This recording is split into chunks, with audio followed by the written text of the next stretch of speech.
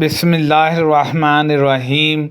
میں نے رسول اللہ صلی اللہ علیہ وسلم سے عرض کیا، یا رسول اللہ صلی اللہ علیہ وسلم، قیامت کے دن آپ کی شفاعت کی سعادت سب سے زیادہ کون حاصل کرے گا؟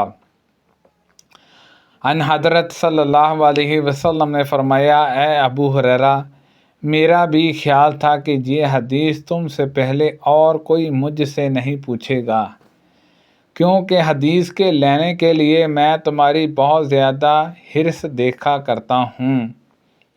قیامت کے دن میری شفاعت کی سعادت سب سے زیادہ اسے حاصل ہوگی جس نے کلمہ لا الہ الا اللہ خلوص دل سے کہا۔ نبی کریم صلی اللہ علیہ وسلم نے فرمایا، میں خوب جانتا ہوں کہ اہل جہنم میں سے کون سب سے آخر میں وہاں سے نکلے گا، اور اہل جنت میں کون سب سے آخر میں اس میں داخل ہوگا۔ ایک شخص جہنم سے گھٹنوں کے بل گھسیٹتے ہوئے نکلے گا۔ اللہ تعالیٰ اس سے کہے گا کہ جاؤ اور جنت میں داخل ہو جاؤ۔ وہ جنت کے پاس آئے گا، لیکن اسے ایسا معلوم ہوگا کہ جنت بھری ہوئی ہے۔ چنانچہ وہ واپس آئے گا اور عرض کرے گا، اے میرے رب، میں نے جنت کو بھرا ہوا پایا۔ اللہ تعالیٰ پھر اسے کہے گا کہ جاؤ اور جنت میں داخل ہو جاؤ۔ وہ پھر آئے گا، لیکن اسے ایسا معلوم ہوگا کہ جنت بھری ہوئی ہے۔ وہ واپس لوٹے گا اور عرض کرے گا، اے رب، میں نے جنت کو بھرا ہوا پایا۔ اللہ تعالیٰ فرمائے گا، جاؤ اور جنت میں داخل ہو جاؤ، تمہیں دنیا اور اس سے 10 گنا دیا جائے گا۔ یا اللہ تعالیٰ فرمائے گا کہ تمہیں دنیا کے 10 گنا دیا جاتا ہے۔ وہ شخص کہے گا، تو میرا مذاق بنتا ہے، حالانکہ تو شہنشاہ ہے۔ میں نے دیکھا کہ اس بات پر رسول اللہ صلی اللہ علیہ وسلم ہنس دیے اور آپ کے آگے کے دانت مبارک ظاہر ہو گئے، اور کہا جاتا ہے کہ وہ جنت کا سب سے کم درجے والا شخص ہوگا۔ کچھ لوگوں نے عرض کیا، یا رسول اللہ صلی اللہ علیہ وسلم، کیا قیامت کے دن ہم اپنے رب کو دیکھ سکیں گے؟ ان حضرت صلی اللہ علیہ وسلم نے فرمایا، کیا سورج کو دیکھنے میں تمہیں کوئی دشواری ہوتی ہے جبکہ اس پر کوئی بادل ابر وغیرہ نہ ہو؟ صحابہ نے عرض کیا، نہیں یا رسول اللہ صلی اللہ علیہ وسلم۔ ان حضرت صلی اللہ علیہ وسلم نے فرمایا، کیا جب کوئی بادل نہ ہو تو تمہیں 14ویں رات کے چاند کو دیکھنے میں کوئی دشواری ہوتی ہے؟ صحابہ نے عرض کیا، نہیں یا رسول اللہ صلی اللہ علیہ وسلم۔ آپ نے فرمایا کہ پھر تم اللہ تعالیٰ کو اسی طرح قیامت کے دن دیکھو گے۔ اللہ تعالیٰ لوگوں کو جمع کرے گا اور کہے گا کہ تم میں سے جو شخص جس چیز کی پوجا پاٹ کیا کرتا تھا وہ اسی کے پیچھے لگ جائے۔ چنانچہ جو لوگ سورج کی پرستش کیا کرتے تھے وہ اس کے پیچھے لگ جائیں گے، اور جو لوگ چاند کی پوجا کرتے تھے وہ ان کے پیچھے ہو لیں گے۔ جو لوگ بتوں کی پرستش کرتے تھے وہ ان کے پیچھے لگ جائیں گے، اور آخر میں یہ امت باقی رہ جائے گی، اور اس میں منافقین کی جماعت بھی ہوگی۔ اس وقت اللہ تعالیٰ ان کے سامنے اس صورت میں آئے گا جس کو وہ پہچانتے نہ ہوں گے، اور کہے گا کہ میں تمہارا رب ہوں۔ لوگ کہیں گے، تجھ سے اللہ کی پناہ، ہم اپنی جگہ پر اس وقت تک رہیں گے جب تک کہ ہمارا پروردگار ہمارے سامنے نہ آئے۔ جب ہمارا رب ہمارے پاس آئے گا تو ہم اسے پہچان لیں گے، کیونکہ وہ حشر میں ایک بار اس کو پہلے دیکھ چکے ہوں گے۔ پھر حق تعالیٰ اس صورت میں آئے گا جس کو وہ پہچانتے ہوں گے، اور ان سے کہا جائے گا، آؤ میرے ساتھ ہو لو، میں تمہارا رب ہوں۔ لوگ کہیں گے کہ تم تو ہمارا رب ہے، پھر اسی کے پیچھے ہو جائیں گے۔ اور جہنم پر پل بنا دیا جائے گا۔ رسول اللہ صلی اللہ علیہ وسلم نے فرمایا کہ میں سب سے پہلا شخص ہوں گا جو اس پل کو پار کروں گا، اور اس دن رسولوں کی دعا یہ ہوگی: اے اللہ مجھ کو سلامت رکھیو، اے اللہ مجھ کو سلامت رکھیو۔ اور وہاں سدان کے کانٹوں کی طرح آنکڑے ہوں گے۔ تم نے سدان کے کانٹے دیکھے ہیں؟ صحابہ اکرام نے عرض کیا: ہاں دیکھے ہیں یا رسول اللہ صلی اللہ علیہ وسلم۔ آپ صلی اللہ علیہ وسلم نے فرمایا: وہ پھر سدان کے کانٹوں کی طرح ہوں گے، البتہ اس کی لمبائی چوڑائی اللہ کے سوا اور کوئی نہیں جانتا۔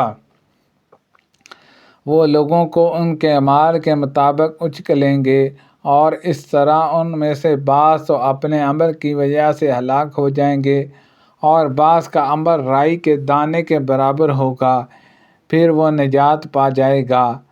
آخر جب اللہ تعالیٰ اپنے بندوں کے درمیان فیصلے سے فارغ ہو جائے گا اور جہنم سے انہیں نکالنا چاہے گا، جنہیں نکالنے کی اس کی مشیت ہوگی، یعنی وہ جنہوں نے کلمہ لا الہ الا اللہ کی گواہی دی ہوگی، اور اللہ تعالیٰ فرشتوں کو حکم دے گا کہ وہ ایسے لوگوں کو جہنم سے نکالے۔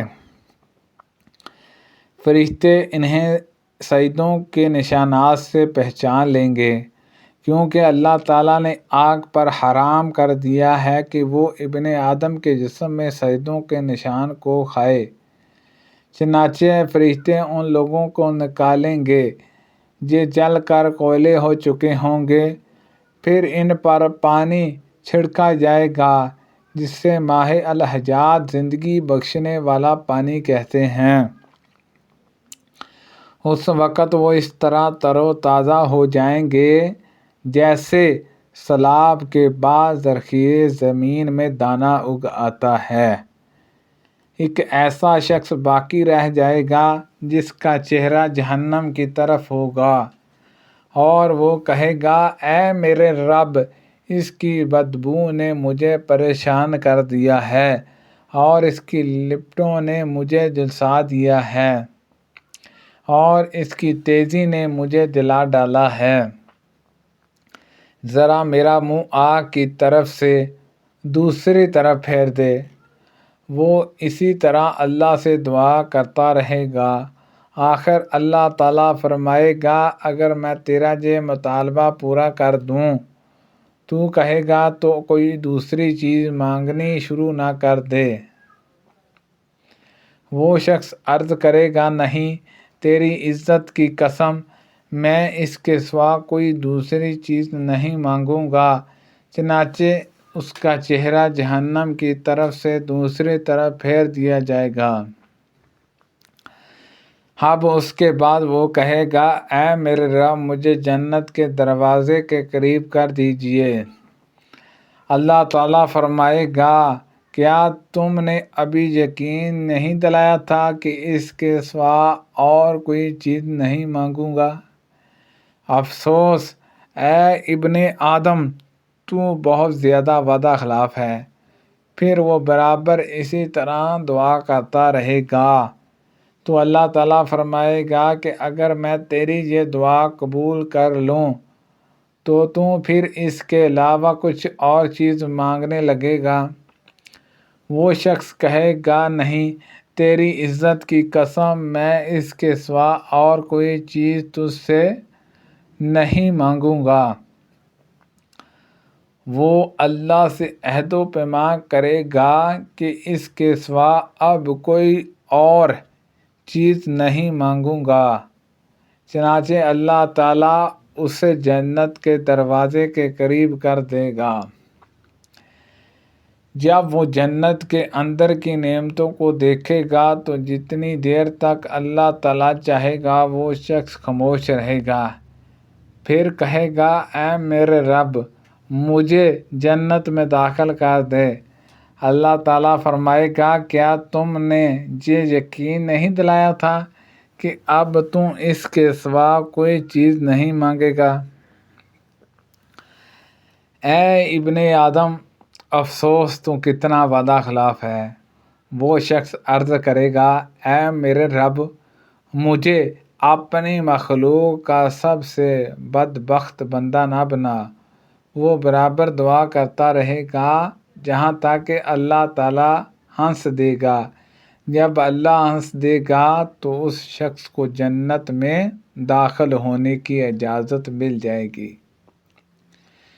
جب وہ اندر چلا جائے گا تو اس سے کہا جائے گا کہ فلاں چیز کی خواہش کر، چنانچہ وہ اس کی خواہش کرے گا۔ پھر اس سے کہا جائے گا کہ فلاں چیز کی خواہش کرو، چنانچہ وہ پھر خواہش کرے گا جہاں تک کہ اس کی خواہشات ختم ہو جائیں گی۔ تو اللہ کی طرف سے کہا جائے گا کہ تیری یہ ساری خواہشات پوری کی جاتی ہیں اور اتنی ہی زیادہ نعمتیں اور دی جاتی ہیں۔ سبحان اللہ عز و جل۔ حضرت ابو ہریرہ رضی اللہ عنہ نے اسی سند سے کہا کہ یہ شخص جنت میں سب سے آخر میں داخل ہونے والا ہوگا۔ سبحان اللہ عز و جل۔ اللہ پاک سے دعا ہے کہ اللہ پاک ان حدیثوں پر عمل کرنے کی توفیق عطا فرمائے۔ کو پڑھنے میں غلطی کوتاہی ہو گئی ہو، اللہ پاک معاف فرمائے۔ آمین بجاہ نبی الامین صلی اللہ علیہ وسلم۔